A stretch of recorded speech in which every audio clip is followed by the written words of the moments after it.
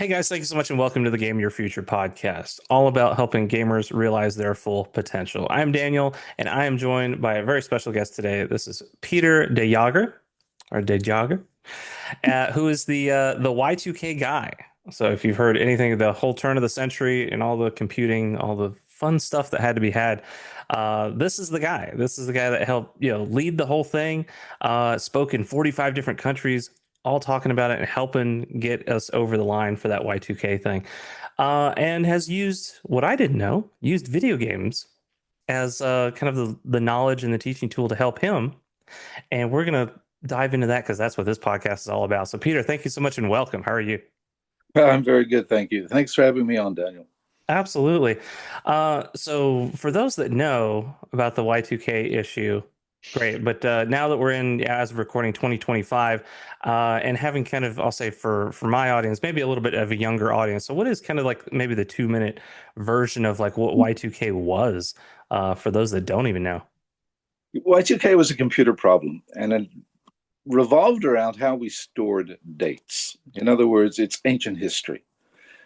Back in the day, we used Hollow Earth cards. Hollow Earth cards had 80 characters. That's all you had on a card. And when you're putting data on that card, you want to put as much data as possible. And you looked for ways to save space. The way you saved it was, we don't need no 19s. All we have to do is say 55. They know it's 1950. And that's what we did. So everywhere we had a date in our computer systems, we used 2 digits. Now, if there's one thing that gaming taught me, is that things that you do today have a consequence later on in the game. And when I was a computer operator, my very first week at IBM, we're IPLing the mainframe. And we're giving it the date because the internet didn't exist back then. I am really old.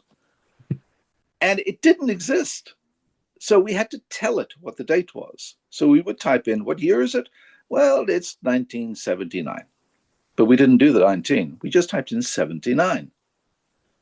And being a gamer, I said, what happens when I type in 00 for the year when it's 2000? And I knew what would happen. The programs would stop running. So I went to my manager. Now, this is 1979.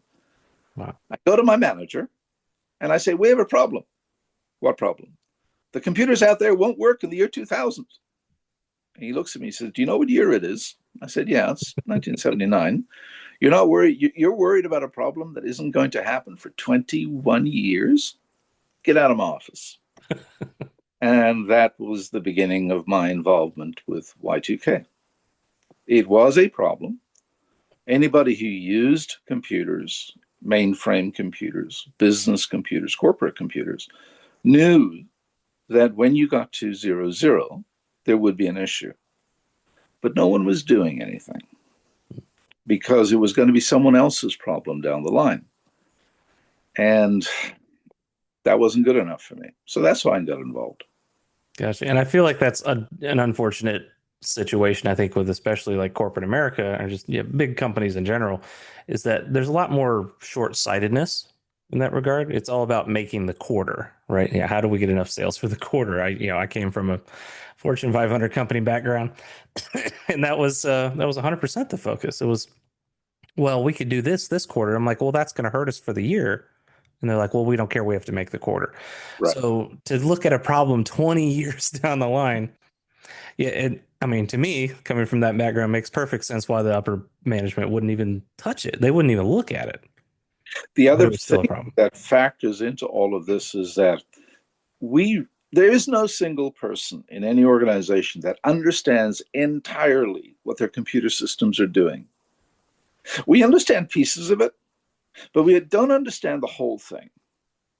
And that's why gaming is it's an incredibly difficult task to write a program that is going to take the input from tens, hundreds, maybe millions of different players who are very creative and are going to push the boundaries of that program.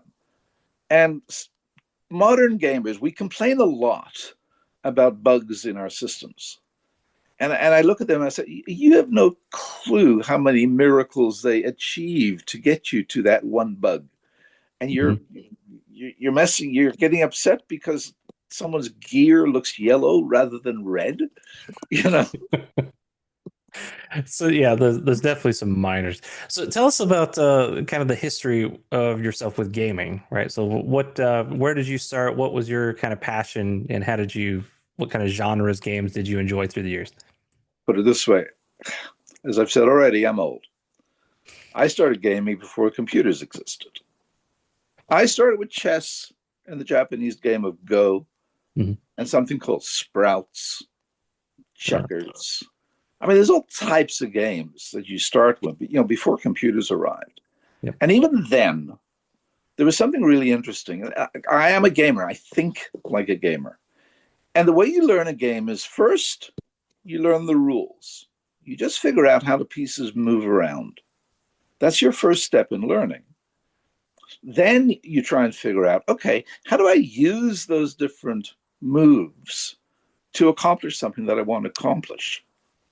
And now we already start thinking like a strategist. What do I have to do now to achieve something 5 moves down the line, 10 moves, 100 moves down the line? And you move from tactics to strategy. Tactics is what you need to do right now. Strategy is what position do you take so that down the line you can be flexible enough to accommodate whatever your opponent is doing. And if this begins to sound like politics, office politics, planning, then you're beginning to get a sense of what computers can offer you. I play a game, some of your players, your listeners will know of it, Factorio. It's a Yes. building game, Yep. okay? And basically, you're just building little machines to do things. They have a number of inputs. You're either going to give it some copper and some metal and something else, and you're going to produce this. And then that thing is going to be fed into another, you know, combination machine down the line. Now, when you first start out, all you're trying to do is figure out how do I make something, and then you learn that the thing you're making isn't the thing you're making immediately. You're trying to build a starship that's maybe 20 hours away in the game. But you have to start laying things out. Now, in the beginning, you don't know. So you start, and then you get yourself into a bind. And this is where our psychology comes into play. Some people never restart. I'm not going to restart. I'm going to bull through with the mess I've made, the spaghetti code. And other people go, hold on a second. I've learned something. I've learned what not to do in this game. Therefore, I'm going to restart and use a different strategy. And in Factorio, you end up with the problem of moving things from point A to point B. Now, you have the same problem in real life. How do you get a package from one side of the world to the other? Well, in Factorio, you come up with the concept of a bus. Mhm. In other words, a long line of tracks, conveyor belts. And on that conveyor, that whole line of tracks, you're going to put copper, you're going to put steel, you're going to put stone, you're going to put all these things on this bus. You don't know what they're going to use them for, but you know they're going to be in one place. And you just spread that out in a line down through your entire system. And then you design your game so that everything you want to build taps into that bus. Okay, that gives you a way to maneuver. Ooh, how could you apply that in real life? Well, look up the history of FedEx.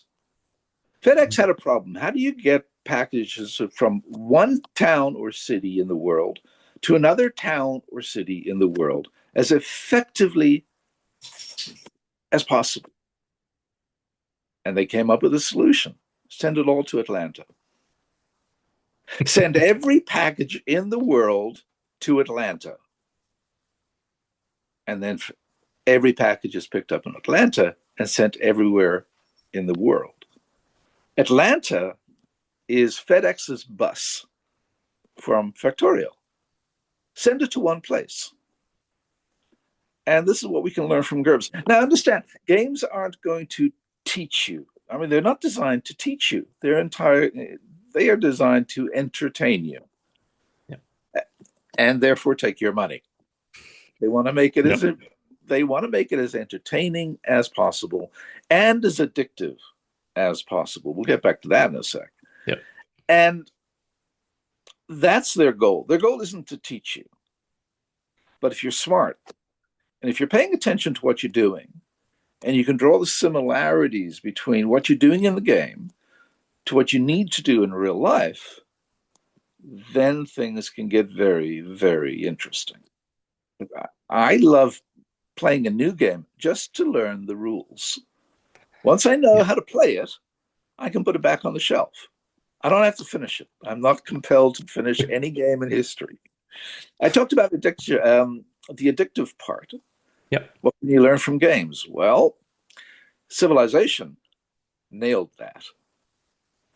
Anybody who's ever played Civilization knows the just let me get just one Just more one more turn, right? just one more move. Once I get that factory up and running, then I'll stop.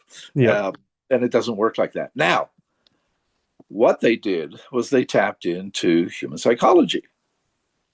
Every time you accomplish a little goal in a game, you get an endorphin boost.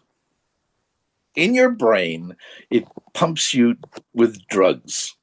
You achieve that, you get a boost, you get a hit. And that's why games are so incredibly addictive. They're designed to be that way.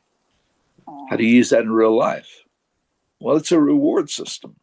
If I'm managing a team of 18 people, how do I get them motivated? By giving them constant rewards. When they do a good job, they get an attaboy. And I know managers who go, no, no, no, no, that's what they're supposed to do. No need to reward them just because they got something done. And I'm going, you're an idiot. No, seriously. Here's a part of human psychology which works. You give them a cookie. Now, it's not the pizza every Friday afternoon. It's actually you appreciate what they're doing. And if you reward people, they respond better. We see it everywhere. The movie Cheers, the opening line, not the movie, the TV series, sorry. Yeah. The TV series Cheers, when they walk into the bar, what happens? Hi, Norm. Everybody calls your name. If there's one thing that human beings love, is hearing your own name. It's a tiny reward, but it works. And for me, gaming does that. If you're paying attention and asking yourselves a question, why am I so hooked into this game? What is it that compels me to keep playing? And if you can figure that out, you've learned something about human beings. You learned about yourself, but we're all the same. We all buy the same games. Exactly. A game that is selling 10 million copies is doing something right. They're doing something right. And if we can't learn from that, then, well, we can't learn. Yeah. But it's just so fascinating. Yeah. Just that level of learning that, what do we call it? Tangential learning, right? Learning by just being there, right? You're just experiencing the game. You're actually learning things. And that's what I love working, with some of the people that I do is helping bridge that gap to say like, well, this is a game. How can this affect life? It's like, well, like you said, you're building these skills, whether you know them or not, and being able to pull those out to say like, hey, maybe you are actually good at organization because you have you have your little inventory, or you have to lace things out. And I love like like the factory games like that you mentioned. So like Factorio, I'm a fan of Satisfactory, Dyson Sphere Program, if you heard of that one. Just so many fun games where it's all building. So you have to have like enough organization to understand where you want to place things, but then understanding what materials go into what, so that when and having that end goal in mind is so important to say like, well, yeah, is it building the spaceship? Is it like it's my favorite on those? I think is the Dyson spheres. Like build a Dyson sphere. It's like that's crazy cool. It's like but at the very beginning, you have to make iron into iron ingots and copper into copper ingots, and you just build on it, and you just slowly build up to that ultimate goal. And I'm like, how can we do that in life? It's project management. A lot the building games, especially, are project management. Mhm. Other games are less project management and more other skills. Diablo, any of the loot games Yep. where you're building a character and now you can have different builds because you've got different components of skills that you can add together.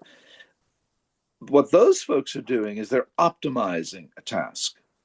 They're figuring out how to get the best result from the materials on hand. Now, if you can take that skill, that way of thinking of optimizing, then you can go into any assembly line manufacturing company and increase their productivity. It's not trivial stuff that Yep. these games can teach us. There's some very, very sophisticated stuff. And then if you take it an extra level and say, okay, how are they doing that?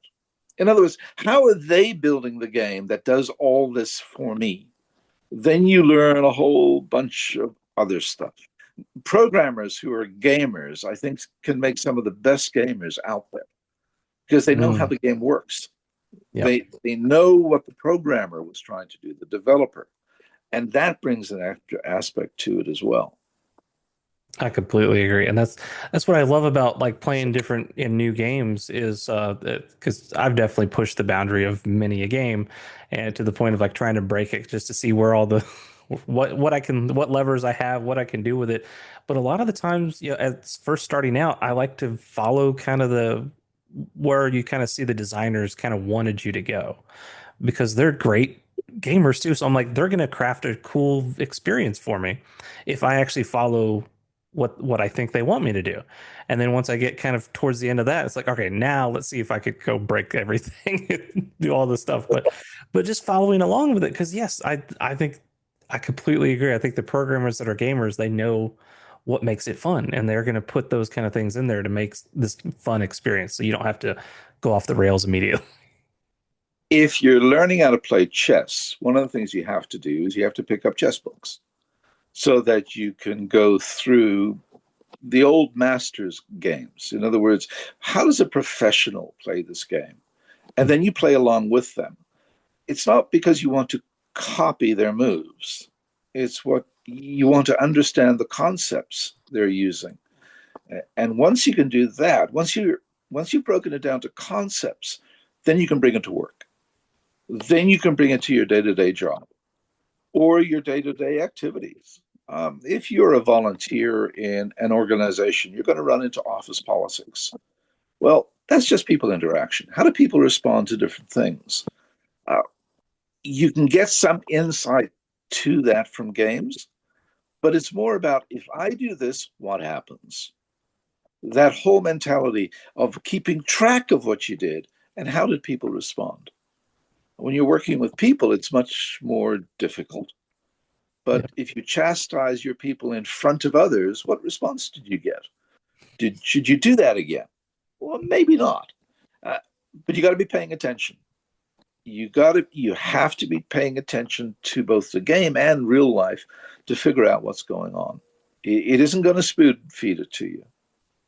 Right. And I think that's I don't know if we call it a weakness, but just something maybe a blind spot, I think, some for some gamers where when you're in a game, typically you're in that structured box, that structured world, and you can't typically, get out of that or if something breaks. Whereas when you get into life, there's not really guardrails, right? It's just you can kind of go anywhere, do anything. It's like some of these big open world games, like whatever you want to do, or a sandbox game, just like go have fun. And you're like, well, what do I do? And so I guess so I was curious kind of what your thoughts as far as like translating this kind of hey, I'm in a game, I'm on rails, I can I have this one thing that I'm doing versus how do I apply that now into life to say like I can do whatever I want. How do I know what to do?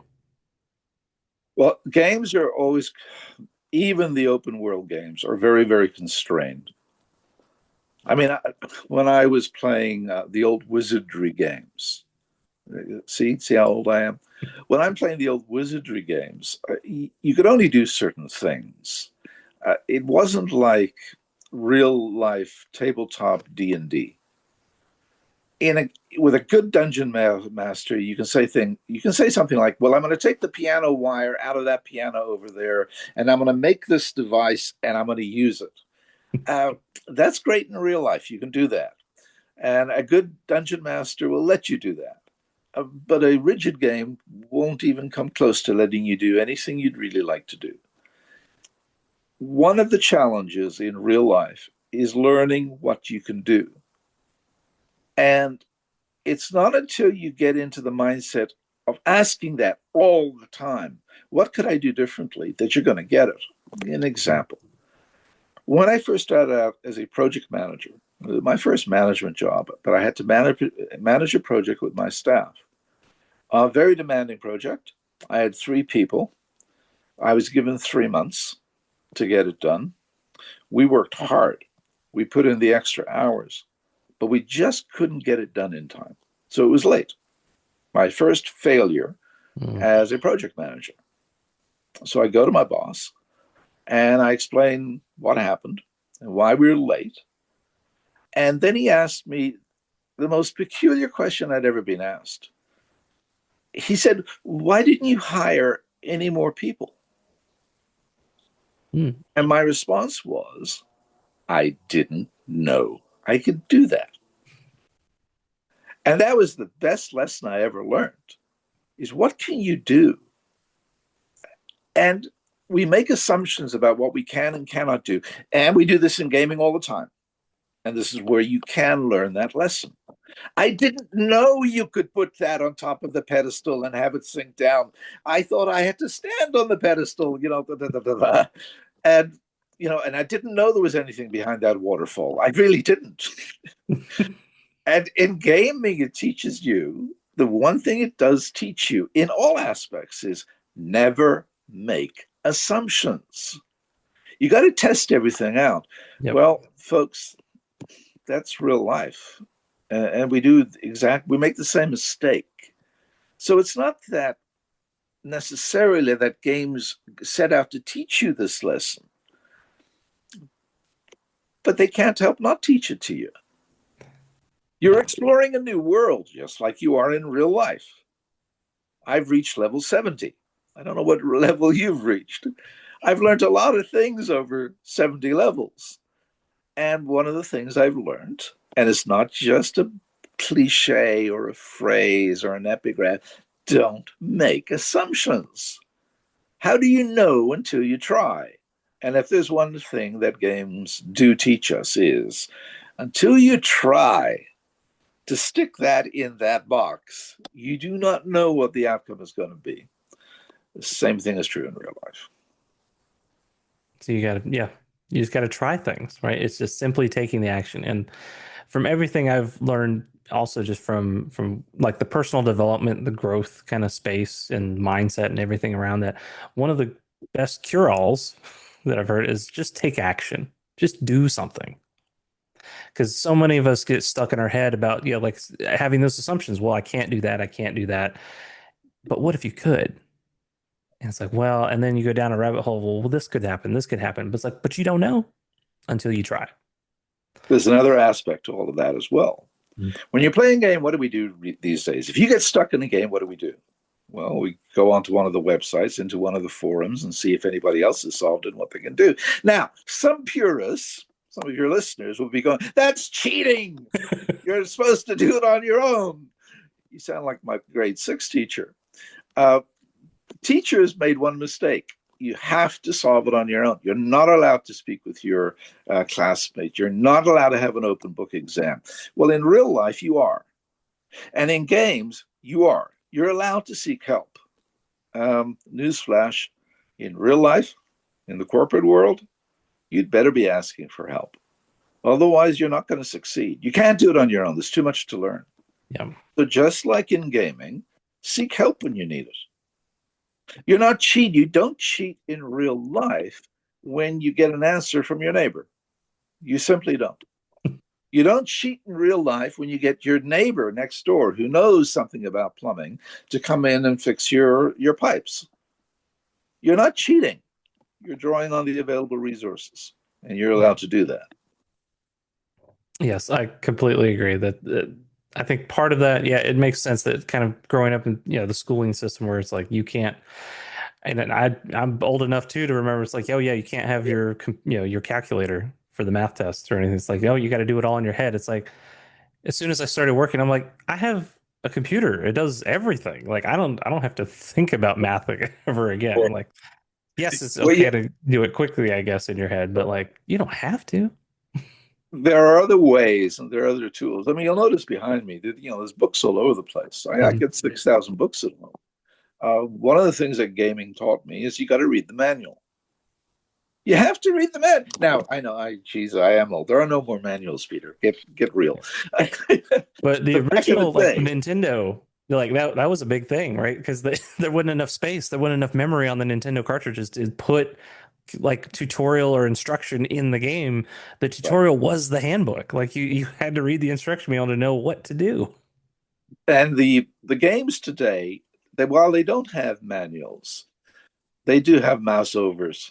I mean, every game, if it's putting something on the screen, there is a button somewhere for you to push to find out what that thing does. Yep. Uh, it is infuriating to me on a forum where someone puts up an image of something they found and they go, "Why isn't this working when I do it in this way?" And the response from everybody is, read what's on the screen. The answer that you're looking for is on the image you just gave me. Read it. It's literally there. And folks, that's life too. I mean, there are instruction manuals out there. I had 6,000 books. They've informed every aspect of my life. They're not the manuals that you find in a game, but they're the manuals that drive you in the world. And I learned the importance of books from, in a way, this is pushing it a bit, from the importance of reading the manual in a game. They want you to be entertained. Yeah. They're not deliberately hiding information from you. Well, Right. some do. Yeah. But the game, yeah, usually the games don't want you to be frustrated or annoyed trying Right. to play their game, right? They want you to have a good time so that you'll buy more of their stuff. Absolutely. So yeah, the answer's there. And you make a good point. It happens in the real world too. I had a boss that was would skim emails, if that, right? And so I would put like a whole summary. Here's my executive summary. This is what happened with this project. And I was like, all right, I got to make it as concise as possible. And it was like less than a page worth of an email. And it's like, well, what about this? I'm like, Line it's an three. email. I literally told you. Like, did you not read it? Yeah, the newspapers used to have an old technique of writing an article. Basically, the headline told you what the story was about. It gave you a fair bit of information, and then the first paragraph would give you the key points, and the next paragraph or so would flesh it out, and then the final part of the article would give you everything. Hmm. Okay. Uh, Today, unfortunately, on the internet, that's not how we write articles. Yep. The first one is no longer to tell you about it, but to hook you in. The next one is to tease you to read further. In fact, you can't understand what it's about until you get to the final line of the internet article. That wasn't the way we used to write articles. It used to be totally reversed. You didn't have to read further than the first paragraph to understand what the article was giving you. You only got the highlights. Uh, I don't know that's an aside, but it's an important issue. But We yeah. got we got to read everything. Yeah, yeah, and that's because I think part of what it is just the attention grabbing, right? So we're talking about the hook, and Yeah, I think gaming does that very well too. Is that kind of attention, right? That dopamine, that all the things that make it say like, "Hey, I should play the game more because it's fun, because it's doing all these things," and it's very good at grabbing attention. And then yes, you have to go through enough of it to kind of learn what you need to do and progress, but the game is very good at hooking you to keep you coming back. I'm surprised games haven't taken on the role of not just entertainer, but of teacher a little bit more. Let's assume we're talking about a game like Diablo. If there were parts in the game that were in, let's, I'm an English speaker. Mm. Let's say I came across a clue that's in Japanese. I'm going to be forced to figure out what that clue is about. Mhm. And I will gladly learn Japanese in order to do it. Kids are like this. The kid will be speaking Japanese in a week because they just absorb all this information. And we don't deliberately work enough of that into our gaming. I don't think any business has said, how can we use what we've discovered, how to be addictive, how to be entertaining, to actually teach the particular skills that would be useful? Teaching a language, all you have to know in a language is about 500 or 600 words, Yeah. and you have a working knowledge of the language. Any game that's out there, any of the role playing games, could do that in a heartbeat. Yeah. You know, what do you want to learn this time through? I want to learn Japanese. Fine. All the clues are now into Japanese and all the hints and everything else. Not all the text. I'm talking about the how do I open up this box? And it's got just one sentence in Japanese. You'll learn. Yeah. You'll learn quickly. And that doesn't exist in enough games in a casual game. You can Yeah. get games like that, games that teach you English and all the rest, but they're not in the same league as some of the mega games that we play. Yeah. The ones that spring to mind is in a where I think that there was divergence there, where I think there was definitely an aversion to that, to get learning out of my games because of like the educational games, like the what was it, like the Mavis Beacons typing whatever thing, or yeah, there were certain games that like they were very on the nose. They were very hit you over the head with like you're learning and it's fun. It's fun, right? Like you're like, no, this isn't right. So I think there was like this push away from that kind of thing because before that, there was one game that I think really kind of jump started that, and I think people kind of went the wrong way with it. But the one game that I did that really, really well was Where in the World is Carmen Sandiego, Right. which was just that one was so much fun. And you're learning like world like geography and like a little bit of history, and you're like, and you didn't realize you were playing a game.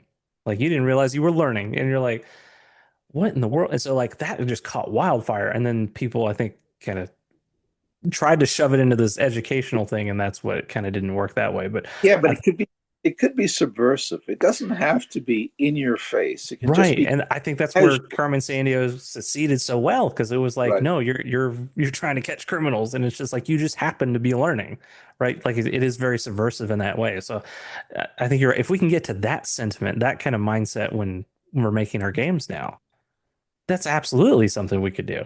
It could be fun. Do you have any programmers in your viewers? Do you know? Oh, I was not 100% sure, but I'm sure we do. Okay, here's one for your people. Uh, The games. Remember the game Concentration? Little concentration, word, no. yeah, blank tiles. You roll over a tile that's got the word bird, and then you got to roll over another tile with the word bird so you can make a Gotcha, connection. gotcha, gotcha. Yep. Okay. Here's a throwaway idea for anybody who's out there who wants an app. Create a game of concentration where you put up the word bird in English, and then somewhere else is the word bird, but in French. And if you match those two words, the tiles disappear.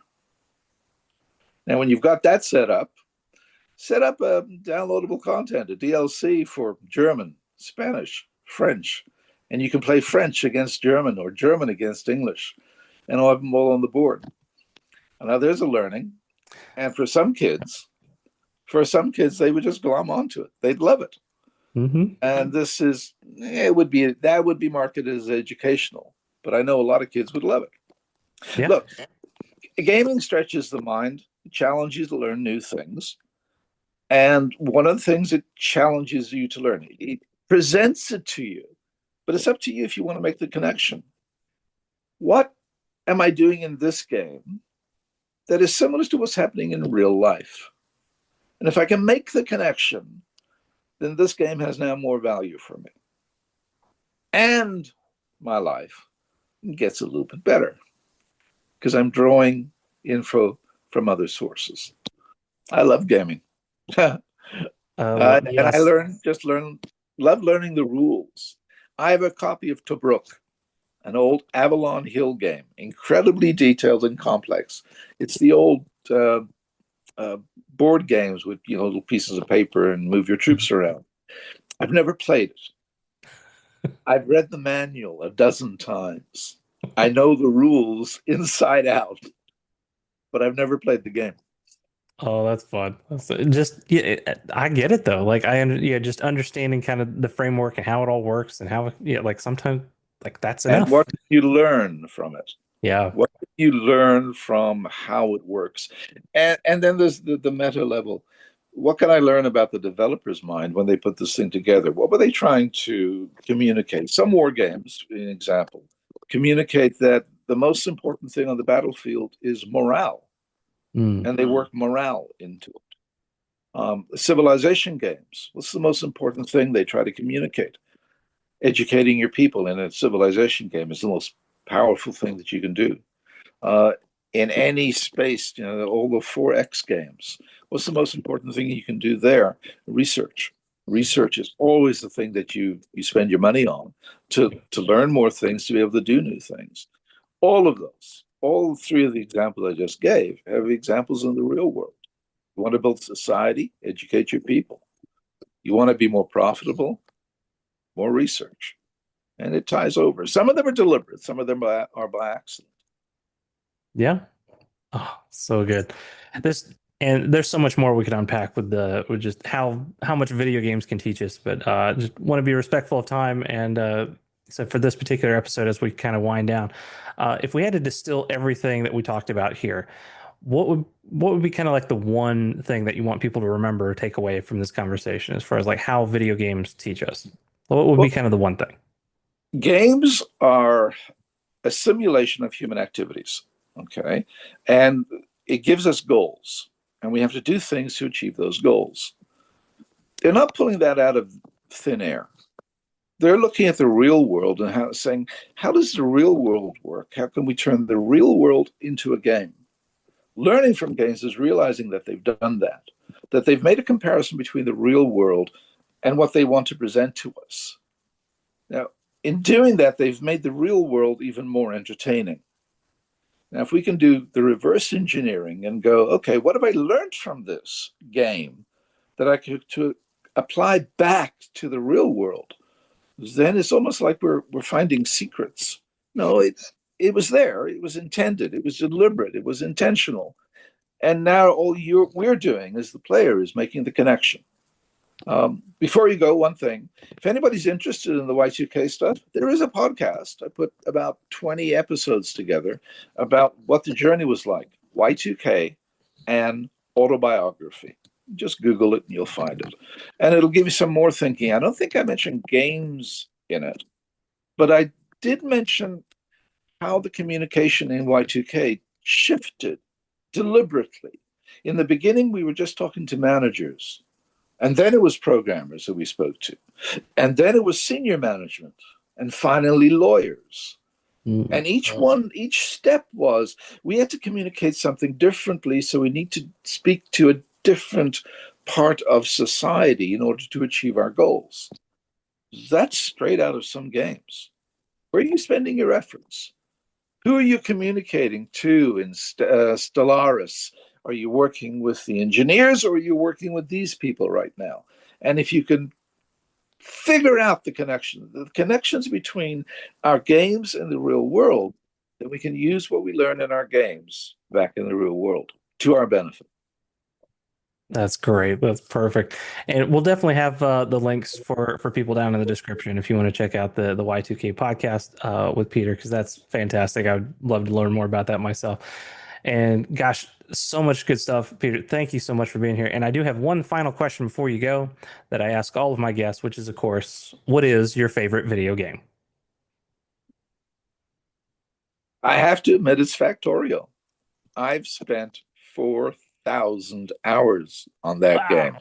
So Yeah. I think I've earned my bona fides to say, yeah, I'm a gamer. Absolutely. Yeah, how many people have played 4,000 hours of just of any game, right? So yeah, Oh, for sure I it's don't going to be know. a favorite, I'm right? a new, you know that guy. Come on, there are people who've spent 10,000 hours Now, if on it's an Steam. MMO, right, like easily, but like sometimes it's hard to spend that much in a single game. Depends what the game is. Not if you're retired. That helps, but oh, good stuff. But yeah, Factorio, I love the factory building games too. So that's so completely understand. Absolutely love that one as well. So thank you so much, Peter. Thank you for being here. This has been really fun, really fantastic. And guys, if you want to hear Peter on in the show again, definitely let me know. Yeah, let me know in the comments. And so much fun. And if you guys want to learn about kind of the secrets that Peter's talking about, how we can take gaming and impact our own lives, that's definitely what I'm here for, what I love to do. So definitely check some of my resources out at dragonmorexp.com. Start your journey there to use video games to help your real life. Good. Well, thank you, Peter. Thank you so much for being here. And remember, everybody, stay awesome, and I'll see you in the next one. Thanks, Daniel. Cheers.